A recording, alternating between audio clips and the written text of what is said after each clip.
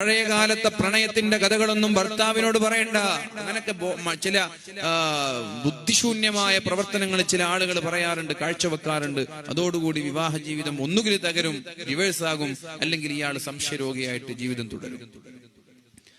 നിന്റെ പഴയ കാലത്ത് കല്യാണത്തിന് മുമ്പുള്ള സ്നേഹത്തിന്റെ കഥകള്, പ്രേമത്തിന്റെ കഥകള് നിന്റെ ഭർത്താവിനോട് നീ പറയരുത്. എന്തിനാ പറയുന്നത്? എന്താ ആവശ്യം? പ്രണയം ഉണ്ടായിരുന്നോ? ഇല്ലേ, ഞാൻ പ്രണയിക്കാൻ, എന്നെ കാരെ പ്രണയിക്കാൻ, എത്ര ചോദിച്ചാൽ മതി. ഭർത്താക്കന്മാരും അതേപോലെ, ഞാനൊക്കെ കോളേജിൽ പഠിക്കുമ്പോൾ ഞാൻ അവിടുത്തെ കോളേജ് കുമാരനായിരുന്നു, എന്റെ പിന്നാലൊക്കെ എത്ര ഫാൻസ് ആയിരുന്നു എന്നറിയോ എന്നൊക്കെ പറഞ്ഞ് ഭാര്യയുടെ ഇങ്ങനെ ഭയങ്കര ഷോ ഓഫ് അടിക്കാൻ.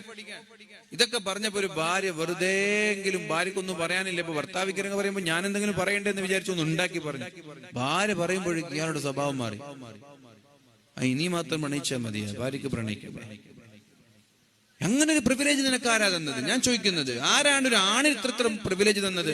ആണിന് എന്തും ഹറാമ് ചെയ്യാം, പെണ്ണൊന്നും ചെയ്യാൻ പാടില്ല. അങ്ങനെയല്ലേ? രണ്ടും ഒരുപോലെയാണ്. ആണും പെണ്ണും ഒരുപോലെയാണ്. ആണ് ഹറാമ് ചെയ്യരുത്, പെണ്ണും ഹറാമ് ചെയ്യരുത്. നീ ഹറാമ് ചെയ്യുന്നുണ്ടെങ്കിൽ പെണ്ണും ഹറാമ് ചെയ്യും. നിനക്ക് ചോദ്യം ചെയ്യാനുള്ള അവകാശമില്ല. നീ പഴയകാല കഥകൾ ഇങ്ങനെ ഉണ്ടാക്കിയിട്ടോ ഇല്ലാത്തതോ, കോളേജ് കാലത്ത് പഠിക്കുന്ന കാലത്ത് നീ നിന്നെ പ്രണയിച്ചത്, നിന്റെ പിന്നാലെ വന്നത്, നീ എങ്ങോട്ട് പ്രണയിച്ച എല്ലാ കഥകളും നീ ഇങ്ങനെ പെണ്ണിനോട് പറയാം.